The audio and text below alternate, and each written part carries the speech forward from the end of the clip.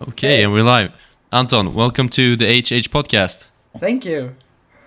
So, we've talked about this for some time, and it's good to finally have you here. I think we've been talking about this for years, actually, Yeah. if you think about it. Yes.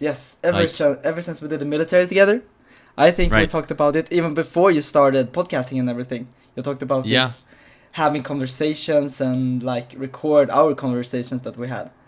So, Right. Yeah. Because we always had these like deep topics. That was kind of our thing in the military. Like, Yeah. we weren't very popular for it. We were maybe like 0.5% of the people that like to talk about that stuff. Yeah. Often ridiculed about it as well. Like. Yeah. Yeah. Like, do you remember this notorious comment that we had? Like, it was at lunch, and then it was usually this comment along the lines of, "Why are you guys even talking about this?" Yeah. I remember. That was a common like thing to say. Yeah, it's such a good like summary of the whole perspective of people. Like, they don't really understand. They can't really relate to why you would be talking about different like theoretical questions to begin with, No. like from the practical point of view. No, exactly. Yeah. No, so anyway, so we had this like 3-hour conversations, I don't know, just constantly for like 6 months, I felt like, Yeah. until I Yeah. left the military. Yeah, we didn't really speak about anything else, like the ordinary stuff, where you went to school and such, or what you actually did in your free time and such. I don't really think I caught on to that. Like, Yeah. I But feel like afterwards, that's also one of the things of like maybe one of the flaws of being a guy, is like you meet your guy friends and you Yeah. talk about everything between heaven and earth, and then you come home to your girlfriend and she's like, "Oh, so how's he doing?" And you're like, "I don't really know." I don't really know. Yeah, that's true. Like, where does he That's live? Like, oh, I forgot to ask that. Exactly. I don't know. I met this really interesting person. He was so into aliens, or so into like weird, like weird. Yeah. Like Because with experiments or dudes, something? with dudes, it's more like it's certain topics. It's very like tool oriented almost. Like it's one topic, and then that's the focus of the conversation. It's not so much like maybe how are you and things like that. It can be with certain guys, but Yeah. I wouldn't say most often. No. Yeah. But on that point, maybe we can start a revolution. How are you doing? Yeah, nice one. Yeah, I'm feeling good, pretty good, I think. I mean, Yeah. it's summer now. I don't have too much to do, and I think like I'm at my best when I get to do things. When I have like things planned and things to do, at least some kind of project, I guess. But now my first week here without it, since I'm just having a holiday, I'm Yeah. a bit like, all right, what to do now? And like the whole planning of my day is empty. Like I don't know. But aren't you anything. working? You're working a little bit, but I'm not. working a little bit. Yeah, it's just like for a couple of hours maybe in the week, like in total. Hmm. So it's not that much, and it's also mean- like Are you comparing it to when you were studying before? Or? no, it's actually just a couple hours. I mean, it's 1 hour Yeah. over there, over like on Wednesday, and 1 hour on Saturday, and that's it. Mm. So I don't do a lot now, at all. So how would you rate your happiness right now, like on a scale 0 to 10? Ooh. Like if 10 is like Yeah. euphoric and 0 is like suicide almost. All right, yeah. Well, then it's pretty high.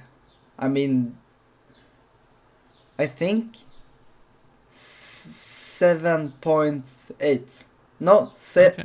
no, 7. Yeah.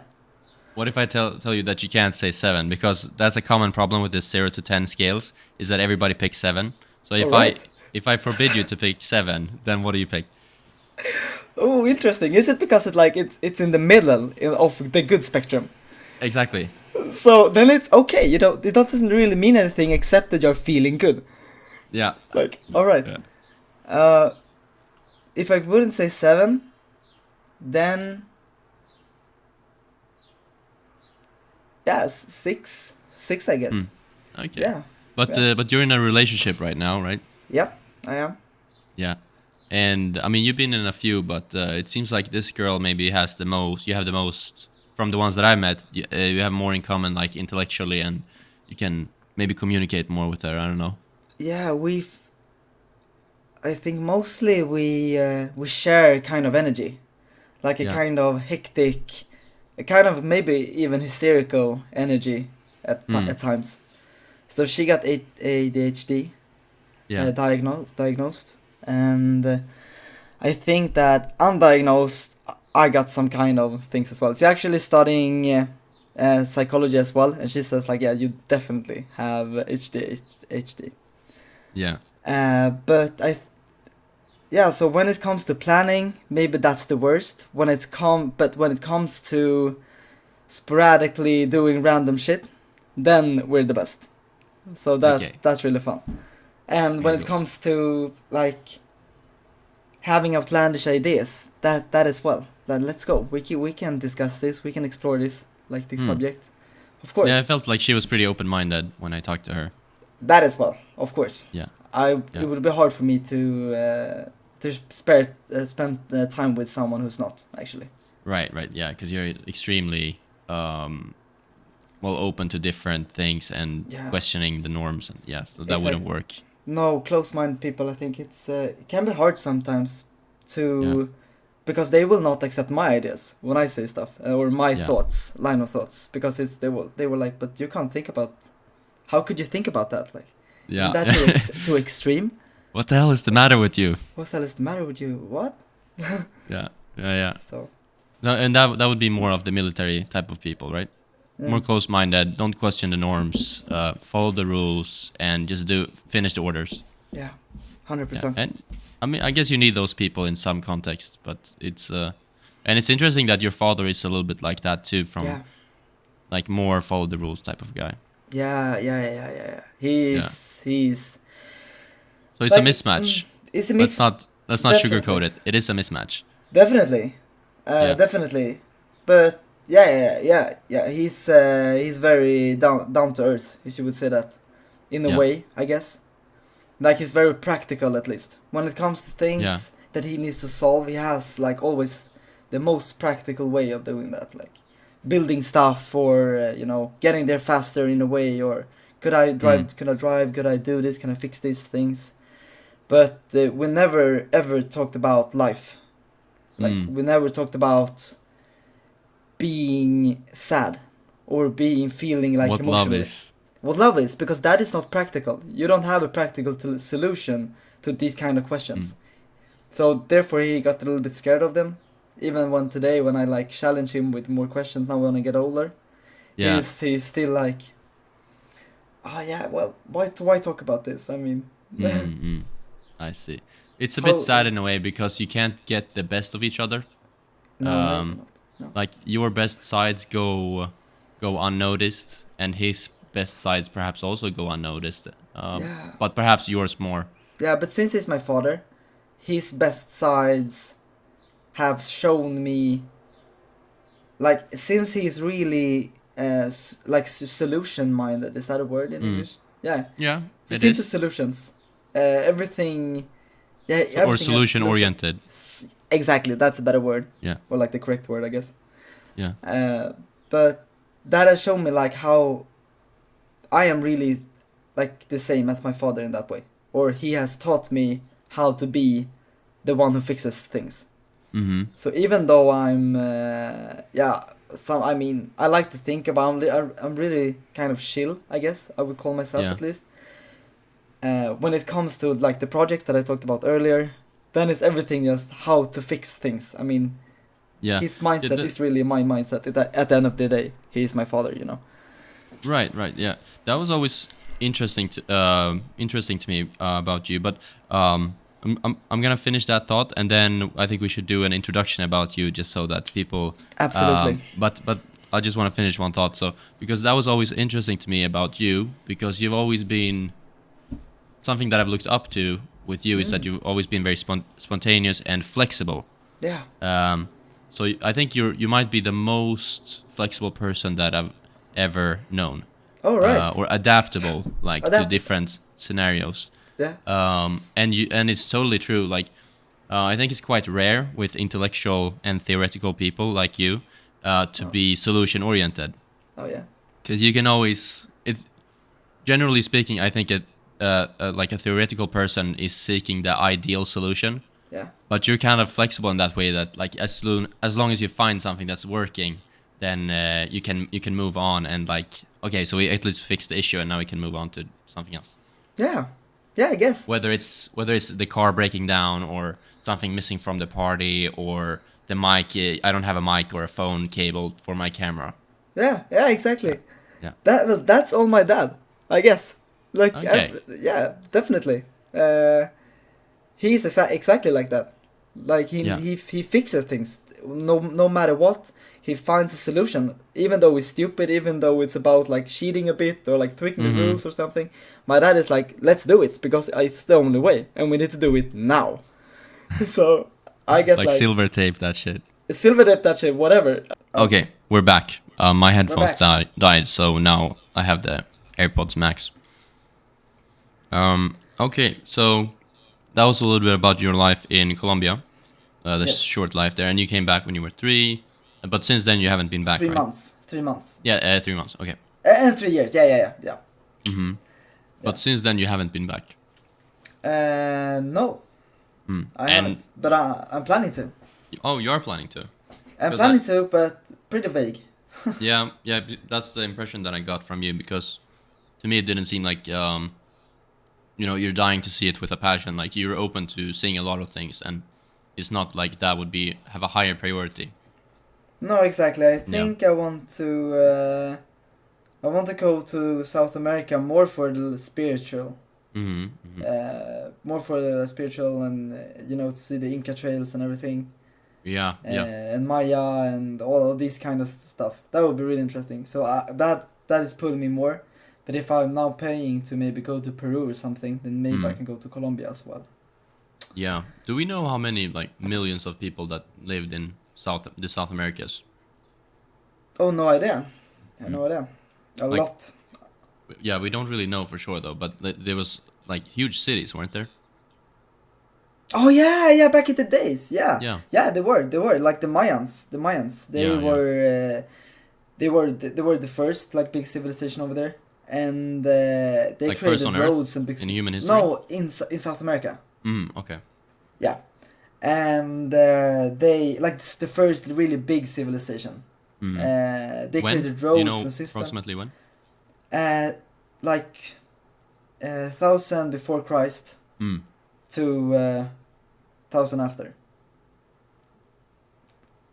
We don't really know, but that's like the one. Like, But we do know like that the European explorers brought some virus, right? That's high probability, and that killed millions of people, like 90% of the population, right? Yeah, a lot. Yeah. It's hard to know exactly how many, but it was a lot of, like as you said, diseases. But when they came, they also brought the war with them. So we have like this really big the Aztecs. Yeah. They were like the South American Rome. They were such a great empire, killing everyone. Like, they were the best. So when the Europeans came, they were like the Aztec enemies were like, now is the chance to strike, and the Spaniards knew this, or like they figured this out. So they gather up with all those enemies that the Aztecs had like got over a century more. And they took advantage of the situation to play them against each other. Totally. That's a big part why the guys from Portugal and Spania won, because there was political chaos. Yeah. When they came. Yeah. It's interesting that you say that, because I was just reading history from the Second World War, and actually I was reading some statements from Adolf Hitler, And he was saying that that's sort of been the strategy of the Brits all along, to Yeah. to play, since they're an island nation, they're kind of in a weak situation, and so they never wanted one of the mainland countries to get overpowered. So the way to counter that was to play the nations against each other. So if one got too strong, for example, Germany in 1920, and you know, before the First World War, Germany got really strong industrially and made Yeah. composed a threat to the UK. Then Everyone. yeah, but especially the UK, because they were Yeah. industrious, and Germany was challenging the industry, and the quality and the price and everything, and because the UK was dominant navally during that time, Yeah. and so they kind of managed to play with France and Russia, and to unite against Germany. Yeah. Yeah, and even, I mean, it's not only Germany. It's been like that through the history of the UK. Like, there was many occasions when France got too powerful, like with Napoleon and the UK, right? Then they were fighting. Yes. Yeah. Yes, definitely. I heard an interesting theory that why the European culture came to conquer a lot of like the world population is that they are the best at war. Mm. Like the Europeans have been at war for thousands, like 1,000 years. Yeah. Yeah. When they start to invade, like other civilizations and other stuff like. Yeah. Yeah, or like ever since Rome, actually, ever since the Greek. I mean, it's a lot of just wars against like smaller nations all the time. Mm-hmm. A lot of groups, a lot of small nations. Who's the best at killing each other? And they just get better and better. Why is Europe so compact in the first place? Like, why is it such a high population density? And I don't really get it. Is it like a strategic area? Like in Risk, Yeah. Risk the game? Yeah, exactly. Yeah, it's like in the middle of the map, so you get attacked from everywhere. Or like, I think it's a lot of like different, it's environmental, because you have a lot of different, you have mountains, you have a lot of lakes, you have plains, you have islands, like everything, it changes so much. So you got one population that's only are island people, and then you got another that only lives off the mountain or whatever. And then when they get too big and want to expand, like, the sooner or later they will clash. And since you have so lot many, you have the woods, you have the tundra, Yeah. Yeah, you have öknar. What is öknar? Desert. Deserts. Yeah. We have deserts as well here in Europe. So small area with like dense diversity. Yeah, but wouldn't you find that in Africa also, in some areas? Like, I don't know, Congo is in the middle of everything. Shouldn't that be subject to the same amount of wars? I guess they have a lot of wars as well, but maybe they were better at cooperating because they have the same. They understand each other maybe.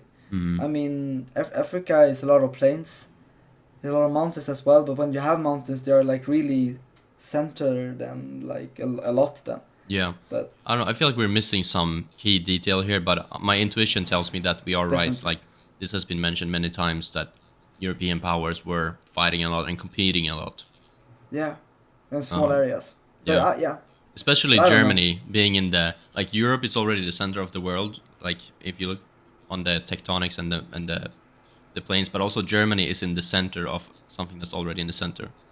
Because Germany has a very unstrategic position, like surrounded by enemies with no real like defensible borders. True. So I guess like that's part of the reason why the Germans have always been fighting throughout history.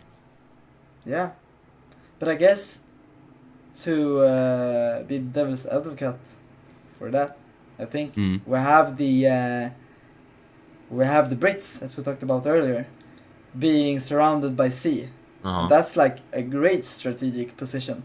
Yeah. And they have been with war with everyone, always. That's true. That's true. Although I don't know if they were so much at war with the Roman Empire and things like this. Well, the Romans killed everyone.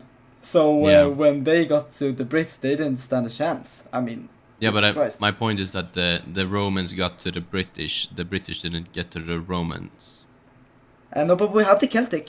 the Yeah. Celtic population that comes from like a lot of places, but we have Celts also in the Brit like Limes, the Roman border north goes through Britannia as well, Right. Hadrian's Wall.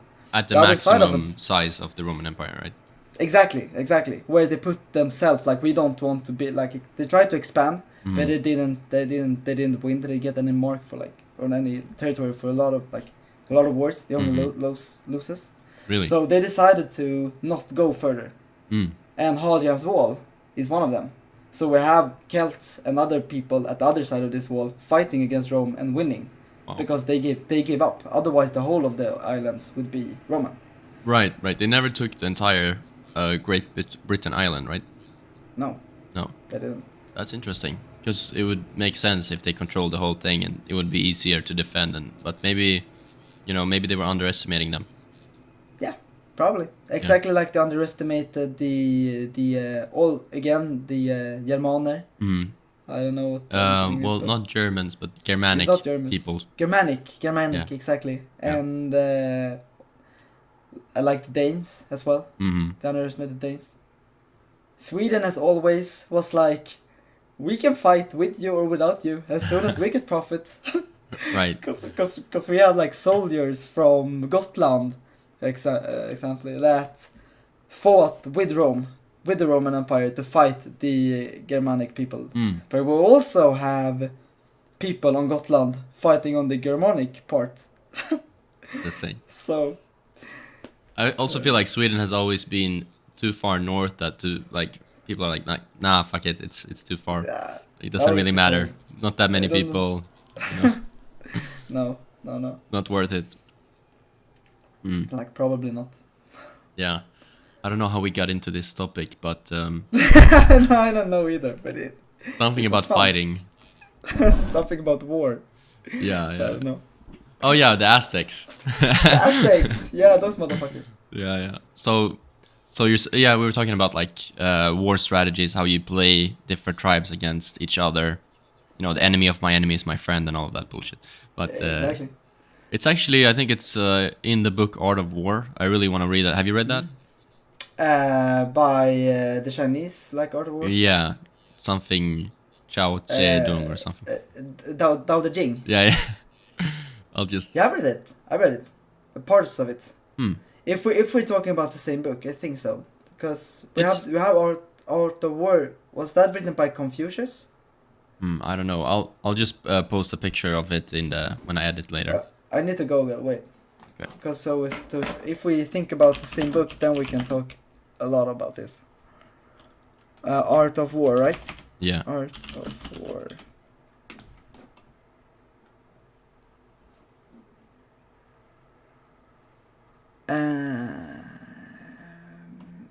I think it's a red No, book. it's not. Yeah, it's not. It's not the same as I read. Unfortunately. Okay. But what about it?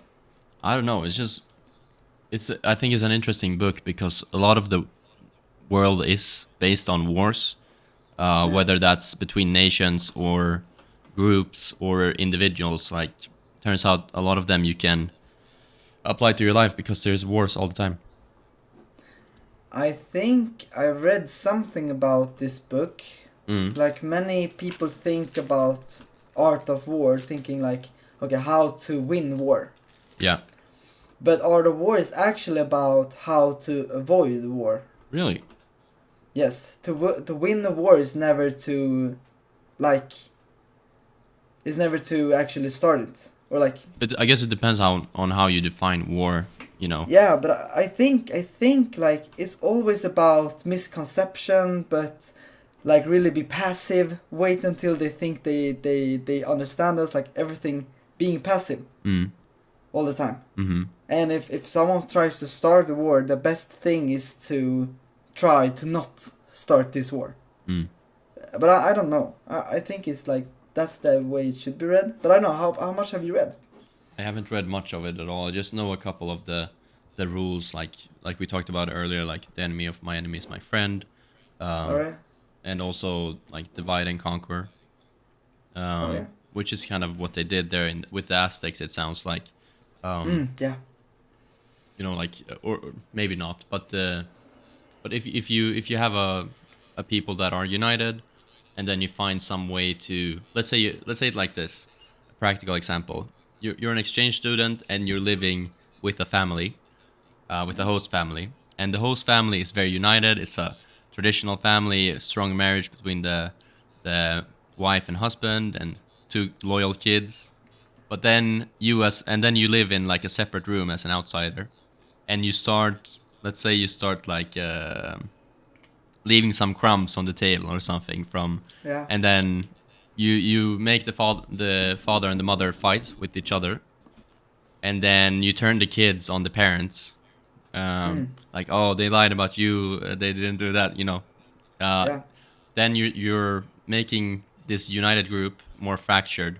Like, it's called Exactly. balkanization, is the fancy word, and then all of a sudden, you as an outsider, now you're roughly in a similar position in power dynamics compared to the other individuals, because now Yeah. everybody is but for themselves, whereas earlier it was you against a homogeneous unity. Yeah, yeah, definitely, definitely. Yeah, I think actually, I think that's the case with the Aztec as well. Hmm. Actually, because when they are, I read a story about how Cortez, when he came over there and was been there for like a good while, 2 years, 3 years, starting to learn the language a bit, starting to understand the system. He understood that the Aztec generals themselves were fighting. Hmm.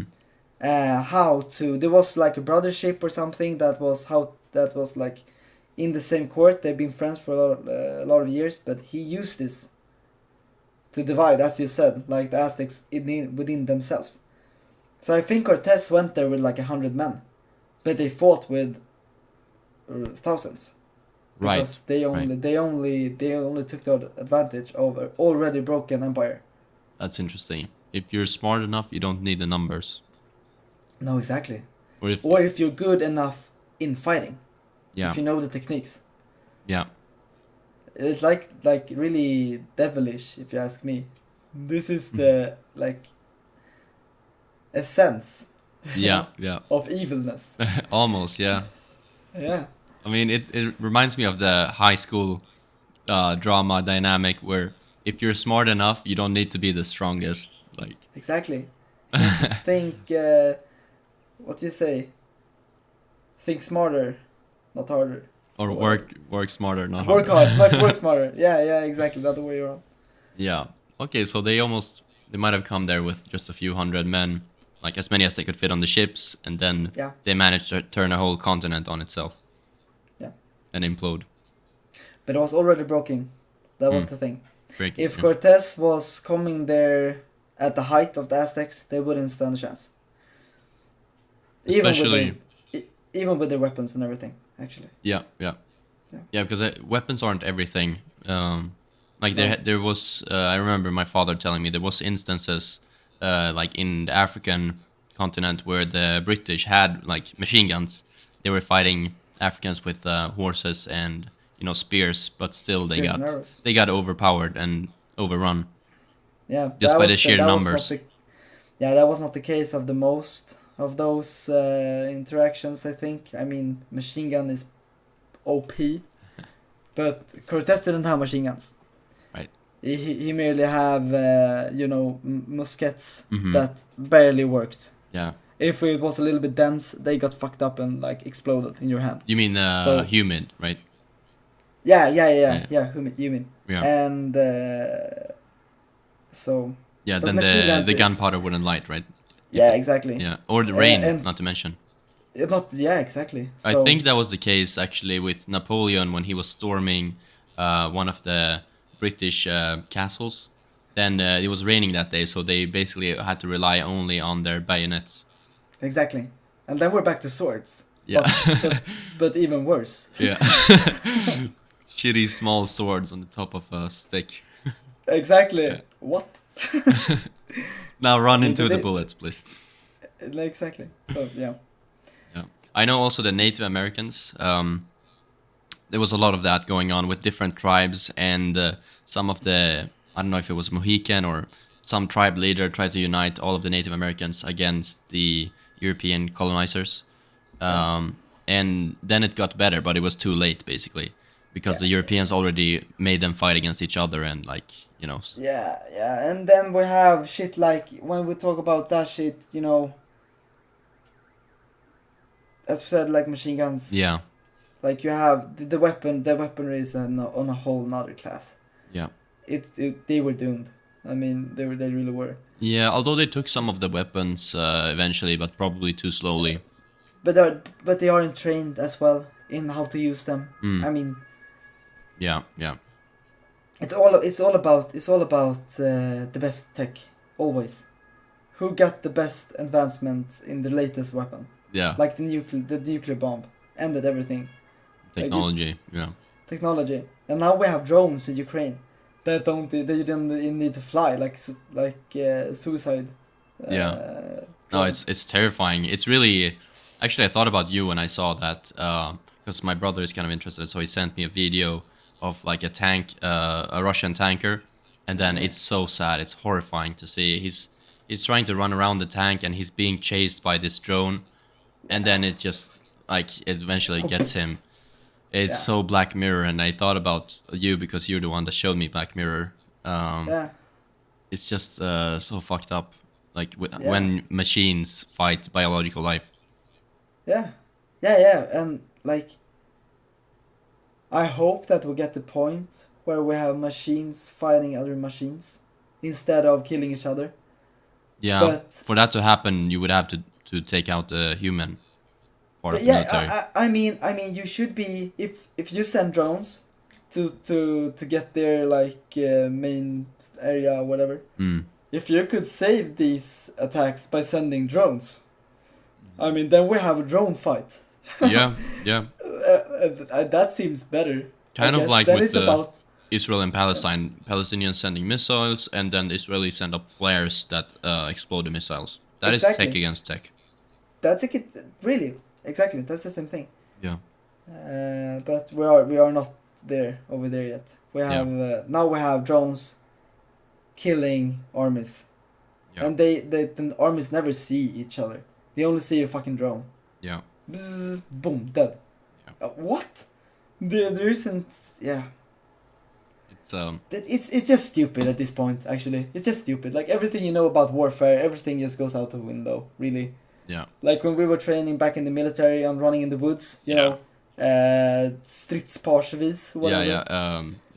Combat pairs or whatever. Yeah, exactly. Like you run, then I run, then you run, then I run. Behind the back so tree, obsolete. I run. It's so obsolete. You won't even be killing each other in the woods to start with. There are no woods. Where would they go? Yeah. We trained for a couple of months in houses, you know. Right. Clearing rooms and stuff. Exactly, but that is also obsolete. Yeah. Clearing rooms for what? You can just get a drone through the window and then it's end. True. Or like a missile in the whole building. Why send anyone? Yeah, look at Israel. They know how to do that. Yeah, but Israel is fighting against an enemy that's pretty low tech against Israel. Yeah. I mean, it's fucked up times that we live in, that we have two pretty large scale conflicts. I mean, relatively large. That's going on in our lifetime. It's you would think that we would know better in 2024, but that's very cliche to say. But still, it's annoying to me that old men that know each other are sending young men who don't know each other to die. Yeah. And kill each other. Yeah. And they can't refuse. No, they can't refuse, or they like sell them the idea of the good man, the savior of worlds. Yeah, or the evil man, or both. Or the evil, both. But you know, the Americans, every American soldier think that they are like top of the world, doing it for the nation, doing it for peace, doing war for peace. Yeah. What? When you put it like that, it sounds really dumb, even dumber. Yeah, like what they are selling you the idea that it's nice, it's a good thing to be killed in combat against drones. Yeah, it's like doing undemocratic things in the name of democracy. Exactly. It's the same. It's the same thing. We need to protect democracy, so we need to break the basic laws of the country. But isn't that Hitler? I think it is. Isn't that Mussolini? No, maybe not Mussolini, but it is Hitler. I think it's both of them. They both made. I'm not sure about the exact laws. It's kind of complicated, but they did make some major changes to the constitutions. So yeah, it is. Yeah. But it also is. It's also the leftist that's burning the like valsedlar, which is like the voting ballot things from certain parties. Yeah. That's also happening. Or the teachers in the schools that's not allowing certain parties to be a part of the school election. That's also undemocratic, and they're doing it to protect democracy. Yeah. But that goes both ways, I guess. If people would say back in the 20s in Germany that voting for this party will, if they were like, okay, you can't vote for them because they will like end democracy. Yeah. As we know it. But you can't vote for them. It's like, what's the right thing to do? I think like the most democratic thing, I mean, it's democratic to vote against like democracy in a way. Yeah, if the most people wants it, then let's go. Then you have democracy right at you. Yeah. Democracy doesn't give a shit. You are. Right. Right. Yeah. I mean, sure. If the people want it, like all democracy is the will of the people. So if the will of the people is to abolish democracy, then yes, it would be democratic to do that. But it's a mindfuck. But yeah. Yeah, but I think that as well. That's the thing with democracy. It doesn't need to be more democratic. Right. Because that in itself is not democratic. Yeah. Yeah. But the main principle, like we said, it's a common error of that people do to defeat or to make peace with war, for example. Like, okay, in order to get peace, we need to fight first. That's yeah.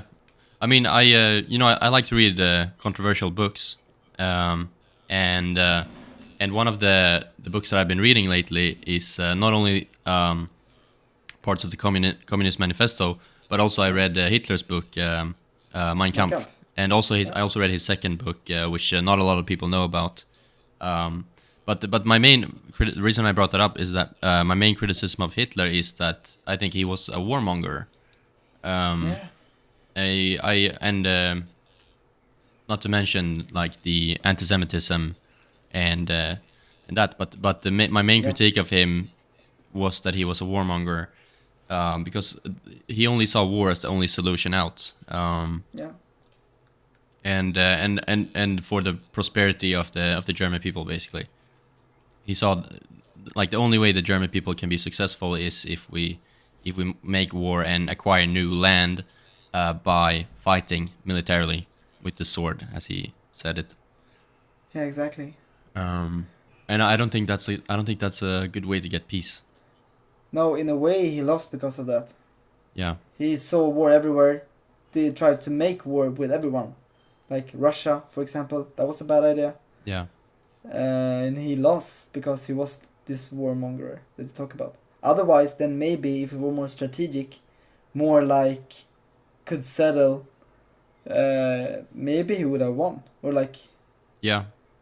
I mean, he did do some very politically smart things for Germany. Like there was millions of people unemployed, and he managed to fix that. So yeah. I mean, it's entirely possible, and he was quite popular. Yeah, he got voted, as we talked about earlier. Yeah, but even outside of Germany, he was. I think he was elected Man of the Year actually. In Time magazine. Yeah, Time magazine in 1933 or whatever, 6. Maybe, yeah. It's very easy for people to sit today and copy paste what what you're supposed to think, but end of the day, people are the result of programming, basically. Okay, we're back. Yeah. I just realized how ugly these headphones are. They aren't mine, if anybody's wondering. No, I said to you before you started this, but they look like the bun of a hamburger. I always think that when I see people to have them. Look like big buns. They have to look good on someone though, just not me. They look artsy, I guess. Yeah. Or do they? I don't know. I mean, they're comfortable. Yeah. Okay, so in a world where music couldn't exist, you would be devastated and possibly kill yourself. Yes. Nice way to start the conversation. Yeah. But that's true. But what about other things? Like, you can still feel emotions through movies. Like, I guess a movie without music is much, much worse, but you can it can still invoke emotions. I mean, a movie without music, it's a conversation, I guess. Or like You can have nature sounds. you can have nature sound, or can you? That's not music, right? No, but you wouldn't find it nice, I guess, if you're in your brain that you can't interpret sound as something more than just sound. Then also nature sounds will be like totally boring. This is fucked up. But the bird song, you know, like how Bob Marley was like 3 little birds singing sweet songs or something. That's very like intellectual topic actually, because is bird song music? All right. Yeah. Yeah, let's go. You think so? Yeah. But I also have a friend that told me, like, I went to the forest the other day, and these birds, they are robots. They sound like robots that do robotic sounds to each other all the time. So we're in the Matrix. It's just the Matrix firing. Yeah, or like, what are they? Birds so weird. But yeah, I guess that if you can connect with it. Birds so weird, Anton Laurén quote. Yeah, yes, so fucking weird. What are they? What are they up to? These fucking birds. I mean, they eat each other. That's one they thing. leave their kids. That's what they do. But I guess they can be music. How do you feel about it? Well, depends on how you define music is the boring answer. I guess. I mean, all music is, if you think about it, it's sounds organized in a pattern that make you feel things, right? Yeah, I guess. It is. Yeah. Like, and then the instruments are just certain things, certain like stuff, like these AirPods that you bang them together and they make some interesting sound. So potentially anything can be music. Yes, because sound that makes you feel something, that is personal. That depends on you and not the sound, I guess. And Yeah. the pattern that you talk about, I mean, music can have weird ass fucking patterns and still be nice to someone, definitely. So if I just bang this like AirPod case to the table in a certain rhythm, that's like almost that's you could include that into a song and you could edit and you could make that an element. Definitely, 100%. So definitely then birds, you could do that too. Yeah. Yeah. The Bird Song by Hugo. Bird song, definitely. Okay, it will be kind of creepy though to have a song with birds. I think I have 1 or 2 songs that starts with some birds. Huh. Actually, that are No way. or like it's a song that starts with different like bird songs, and then it's like becoming a song out of it, more. I guess, but I don't know. Okay. Okay, but movies still. It's interesting to me. I'm more of a movie guy, I would say, than a music guy. But being like now that I started making videos, also, you know, I don't only have the podcast. I also have shorter videos. It's become evident to me like how big of a part that music is in videos and in movies to make you feel things. Yeah. Like it's like 50% of the movie is almost the music. Yeah. If you think about it, Yeah, like it changes the vibe, changes everything. yeah. Like Lord of the Rings. What would Lord of the Rings be without music? And what would Lord of the Rings be with the wrong kind of music? Yeah. If you have like all cherry up guitar beats everywhere when they run around and kill orcs, that's not Nothing. cool at all. It wouldn't be the greatest movie of all time or even close to it, probably. No. But now it has the perfect score. The perfect. Like, as soon as they run around, it's actually just like drone footage of someone running on a mountain. But then you have like this da-da-da, like this gigantic sounding, like horns and everything is just like massive. And then all of a sudden you understand how big of a thing this running on this mountaintop actually is. Mm-hmm. So that's true.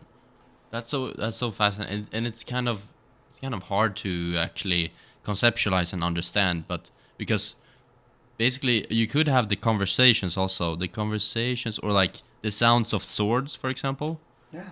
Because now we remove the concept of what music is. We say music is not only instruments, but it can also be sounds of random things. So if you have two swords clashing against each other, technically you could say that is a very short song. Yeah. Sure. And so the question is then, like, what is music? Because music can be potentially anything. And so when we're saying the Lord of the Rings movies without music, it's almost like saying that you would remove all of the sound in a way. Yeah. I guess. Because you have the flow of the rivers, you have the nature sounds. But say that okay, you have everything of this left. Still. I feel like when it's used in movies, it's used more like props in a way. Like, it's sound props. What do you mean props? What's the full word? Is a shortening of a word? Yeah. When you have, when you have plastic trees in the background of the theater. Oh, okay. Now you're in the wood. Okay. I feel like the soundscape that you're talking about, the river, the swords clashing. Yes. It's only so you will understand, like, audibly, where you are, or like what you do. So it's more like props. Okay, but I'm just making also a distinction here between, like, if we go down to the physics, you have the light, which is the visual stuff, and then you have sounds, which is vibrations in the air, and that's a clear distinction. So you have the video aspect, the MP4 file, and then you have the sound aspect, the MP3 file. Yeah. But it's, I don't know. My point is that maybe you can't separate the music from the rest of the sound. Or do you think that's dumb? Yeah, maybe. I mean, us talking right now, is that music? Like, not if there is no patterns. I mean, if you're singing, then you're also talking. Patterns can be weird. Patterns can be weird as fuck. I mean, there are a lot of songs that you and I would say, "Oh, this is weird. Is this really music?" But like hip hop is talking. If you have a rap battle. Yeah, but they are talking to the music, like in the pattern of the music, and rhymes also. So they have like often rhymes, or in a way feels connected, like each word. So then I feel like rapping is more like singing than it is talking. Interesting. I feel like. Yeah. But now when we talk, it's not music. This is a conversation. But even if you look in the genre of rap, sorry to interrupt, but even if you look in the genre of rap, you have some rap that's going to be more musical and some that's going to be more like talking. Yeah. For example, if you remove the, like, a cappella, right? If you remove the instruments, then that's going to be closer to talking than if you add the instruments, right? I would say that you would still hear the remnants of the beat when you rap. You will still hear the but you talk with it instead. You like, you use your mouth and you use your we have vocaler consonants. Yes. That, and vowels. You have your consonants that are on the beat all the time. It's not off beat, because that would sound weird. It's on beat. So you have you would hear that this is you will understand that you're missing music. Like when we talk now, I think no one will wonder where the music are. Right. To our conversation. Because music is patterns, right? It is, but repeatable. I still want to say that music doesn't need to be that, like, But it's happening more there. repeatable than conversation, right? Conversation Yeah. is more random sounds, right? Yeah. I will close my window because it started to rain, and I think it will. Oh, This microphone will take it up a lot. yeah, it is. Yeah.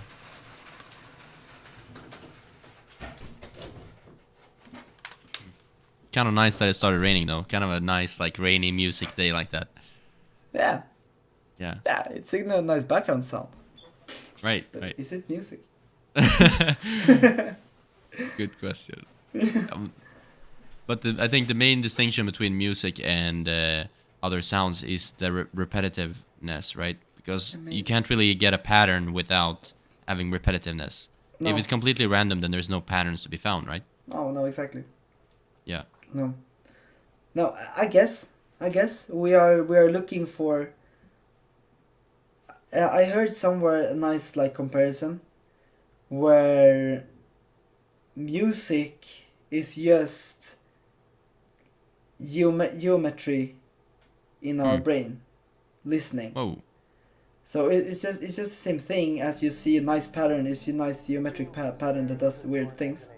If you do, you can find this on internet or whatever. If you put a lot of like small stones or whatever on like the top of a speaker, on a different note, or whatever, it will create a pattern from the sound waves. Oh. And you will hear this pattern as well. You will hear that this is actually in tune with that one. Like it's in tune with each other, and like geometrically, mathematically, they are in tune as well. You mean like certain sounds would make the small stones make a circle or something? Yeah, or like actually a really nice pattern. Like it Like would a be, painting. Yeah, it would be like circles that goes around, in a little ball in the middle. And Oh.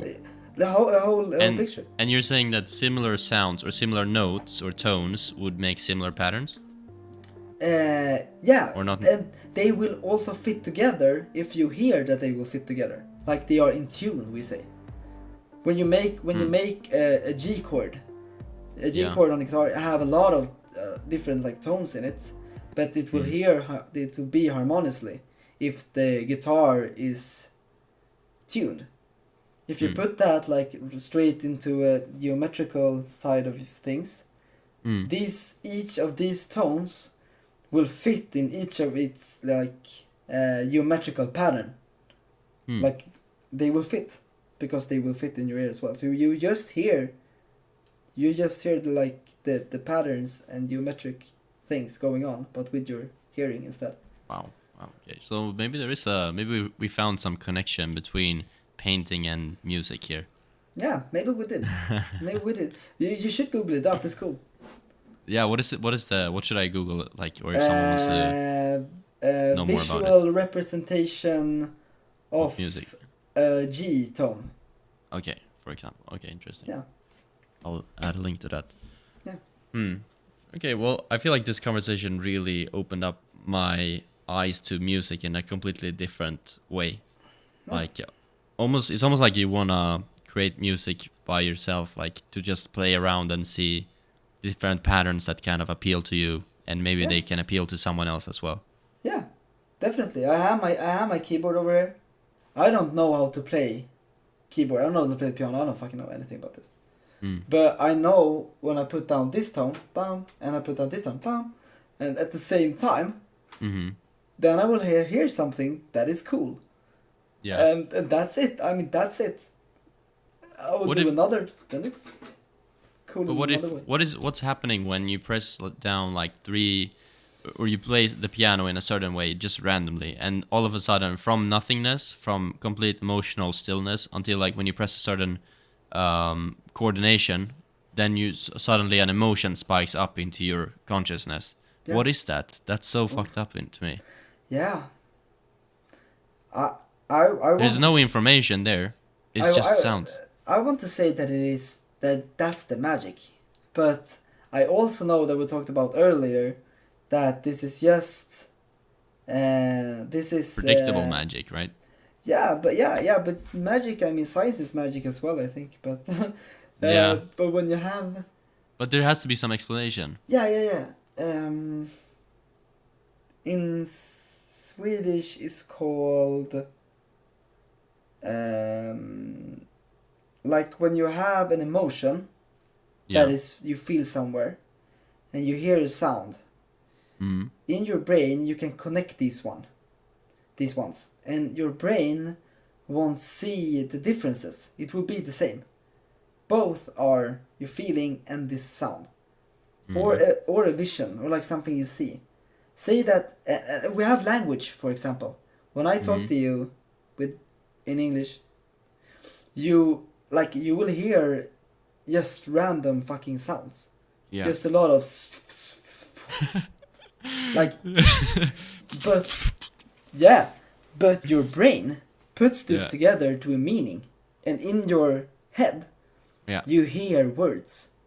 Words are thoughts, but you hear sound.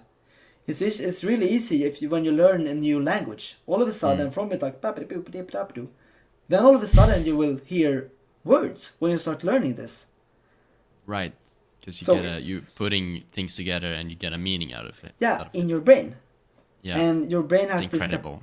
Your brain has this capacity to change one kind of information, like a totally different information, like sound, to something totally else, like a thought or like a meaning. Wow, this conversation is mind-blowing in so many ways, because potentially then music could be a language. But it is, and that's the thing. Where now a really good musician talks with you with sound, and you make them into emotions instead. You hear so it's a shortcut actually. Instead of thoughts, of like when I speak, instead of thoughts like meaning, you have feelings, but it's the same process. Whoa. So to me that sounds like a shortcut, because from the musician to you, he's bypassing you having to interpret words. Yeah. And then he's going straight to your emotions, because otherwise, if someone is talking to you with words, then it would have to go through interpretation first and then emotions. Yeah. But if it's just the sounds that create emotions, it's a direct connection. Exactly. You say that music is universal. Music is the universal language. Whoa. Because everyone understands it. Who says that? I never heard this in my That's life. That's the thing. Definitely. I don't know who to give credit Where have from. I been this whole time? I don't know. But it's a universal language. You don't need to know any language. You don't even know what they sing if they now sing in the language. Because you will understand that this is a sad story. Or it's a happy story. Or whatever. Like Conce de Mi or whatever it is, the Italian opera guy. Yeah, opera's perfect. You don't understand fucking shit. They're telling you the whole story about what's going on. Yeah. But you understand from the music that this is dramatic. This is life changing or whatever. Because they are giving you the emotion of life changing. And how are you doing that? Well, that's the musician's job. Yeah. And the best thing as a musician to do this is to feel it yourself. You can absolutely learn how to do these scales and how to do mol or minor or major chords or whatever. Yeah. But you need to feel it yourself to be able at least to have a chance to make other people feel it as well. Therefore, I don't know any musical technicalities, but I know what I feel. But what are, I can't even answer to all of what you just said, because I'm so mind blown here. What did you say? C major? That's a tone, right? No, C major is a positive chord. It's a good chord. C-dur. Bam bam bam bam. Yeah, good. So for example, would that be the equivalent of a word in language? But instead of a word, it's a feeling. But yeah, it's the same thing. Well, you can't say it's a feeling, because wouldn't that create different feelings in different people? That's the thing. Why do major chords always sound good to everyone? A C major, that's good. There's no question about it. You can probably ask anyone in this world, and they will understand that this is good. Dun dun dun. Nice. Then you make a C minor instead. Bad chord. Dun dun dun dun. dun. No. Okay. That's bad. What about the dun dun dun? That's another feeling. That's not bad or good. That's revelation. Yeah, exactly. Revelation. Yeah, yeah. Or like happening or whatever. Yeah. So it's always not the word. I can't really describe what that is, but it is a feeling that everyone understands, though. Wow, dude, this is so. I don't even know what to say. It's like a whole new universe. Hey. It's that was invisible to me. It's like now visible. Because I never gave a fuck about music. Basically, No. I just like some things just sound good. Okay, I listen a little bit to them, but it's a whole. It seems like it's a whole world. And also, I'm interested. Music is interesting to me now because, well, from the practical point of view, I like to make videos, and I like to make them. I like to make people feel things in the videos, and if I can't use the music, then I'm worthless from a practical point of view, whether I like music or not. No. Yeah. What do you mean exactly? I don't really. Well, if I can't use music in, like, it's such a competitive, like we said earlier, Lord of the Rings with or without music. Yeah. And like if I am disinterested in music or uninterested, and I can't utilize music in my video productions, no, then I'm worthless in a competitive field like entertainment, like YouTube is. Yeah, maybe, but I guess that is not that complicated. I mean, you don't. If you're looking for the perfect score by the best musicians in the world, then you're fucked. You won't be able to produce that. I won't be able to produce that like no one else. No one is. But to find like the simplest sound that are kind of feeling right to your conversations or whatever, or your ending or your start or whatever, then maybe. I mean, it would be really fun to make an intro to your podcast. Actually, now when I think about it. Well, that would be awesome. It's very needed. Just a little like little thing. It's very needed. Yeah, I could do that. It would be really fun. Well, I actually made some intros to other podcasts in the past. Exactly. Yeah. So but well, then you'll get a shout out for sure. Like get some cred. Maybe someone will need similar, and then all of a sudden you have a business. Who knows? Yeah. But also like maybe they just like the style. I don't know. We have a I remember the word now that I talked about. It's synesthesia. Synesthesia. And that was what? Synesthesia is our brain's ability to have one input from your hearing or whatever and create it to a meaning and give it a meaning. Synesthesi in Swedish. Swedish, okay. So wait, can you explain it again? I didn't exactly understand. Yeah, so when we do like the major chord, the good chord, then you hear actually like in the rawest of natures, it's just sound. It's nothing else, it's vibrations. But your brain has the ability to create a meaning, to create a feeling out of this sound. That's really weird, but that's synesthesia. As the same is when you learn a language, as we talked about before. I talked with you with actually just random vocals and random things. Yeah. But you hear words. Yeah. You don't hear sound. You don't hear random vibrations in the air. You hear sound. You hear me saying hi or whatever, and you understand it's okay. It's hey or whatever. So like that's synesthesia. And one thing I read about it is like, of course, like bigger animals have this, or animals we don't really know, but I've read that it's a big part why humans are like the great apex that we now are or whatever. But have like elephants. Okay, that's awesome and very cool. Does that mean like, for example, elephants, they can appreciate music too, or like cows? Yeah, or like, horses. They can hear music as well. So it's something like, would it be from evolution? Something that has made us, like, where does it come from? There's one theory that good old Terence McKenna. That's like your favorite philosopher. Yeah, he's a philosopher. He's a bioethno philosopher or whatever. He likes mushrooms. And in the 80s, he talked about, or he put up this theory about the stoned ape theory. Right. I don't know if I believe in this, like specific theory so much, but one thing that happens. I think Joe Rogan does, right? Joe Rogan thinks, but I think it's nah. It's too great of a change to every human, I think. But either way, what happens when you take like psychedelics or whatever? You have this synesthetic like explosion in your brain going on, because all of a sudden you can understand, like you can hear the color of blue. All of a sudden you can hear it. You can see like so much weird things going on, but it's just information that are synesthetic, like changing and open up to each other in a new way that they have never done before.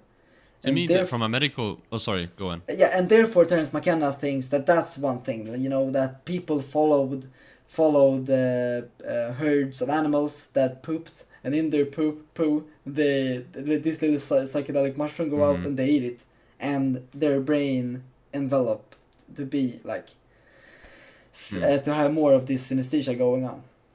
So we could communicate in a better way, or we could understand other things. I don't fucking know. Okay, but it's complicated as fuck. I don't know if I believe it. Yeah. But needless to say, it's complicated as hell, this topic. It's I mean, someone is probably much smarter than us and sitting on some much better answer. Yeah. Unfortunately, but 100%. I will get back to this in the podcast if I get a better answer. Do it. Also, like from, like, so we've talked about music and we talked about sounds in nature and sounds in general, but also it seems like it's a whole other art form, like the second dimension of this new universe is connecting the audio with a video experience. Yeah. Because you could be blind and like Stevie Wonder and like just vibe with his music, but then you have this whole like connecting of these two worlds. You have a third world, or no, not really, but it kind of is. It kind of is. It's the they together are a whole new thing. Definitely. Right, because that's like how do you? It has to be like almost a science of matching audio with video. Yeah, probably. Like it's related to what you've been talking about here. Like in Lord of the Rings, like why is one type of music better than another?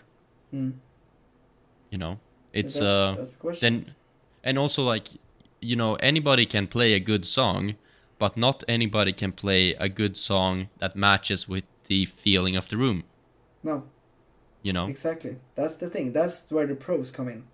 Like if you're had an exhausting day and you just come home and everybody's like tired, but you know, and in the mood for relaxing, you could play Magic by Coldplay, which is kind of a slow beat song and kind of chill, or you could play like Adventure of a Lifetime.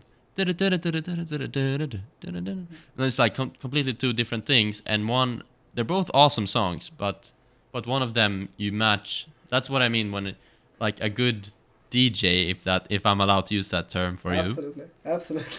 I would say exactly the same thing actually. So okay. Yeah. Okay, disc jockey is the short. Yeah, but DJ, I mean, I would do the same connection when you talk about it, but please continue.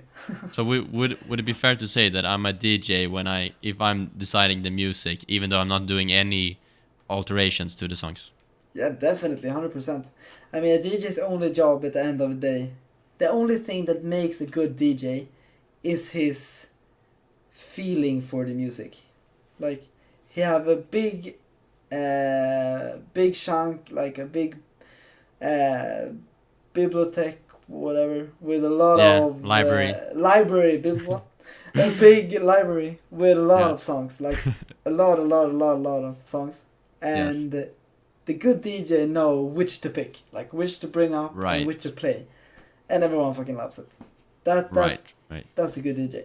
That's because I was so dumb like that when I was young. I just thought like, oh, I have an awesome list of songs, and then like you put them on, and then it's like very hectic or very stressful song, and then a very chill song, and then like no harmony at all. No.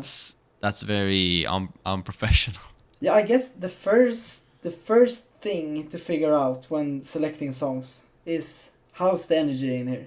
Like not in a philosophical way or whatever. Are people tired, or do people want to dance? That's the first thing.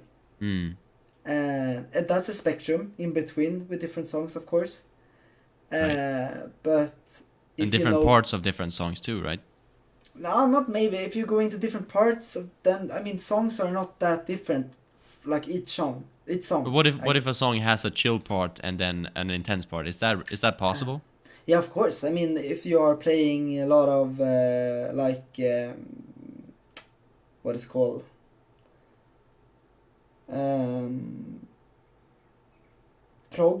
progressive. If you're playing a lot of like the progressive, when you talk about progressive house, progressive rock, progressive punk, whatever, then you talk about the songs shift in dynamic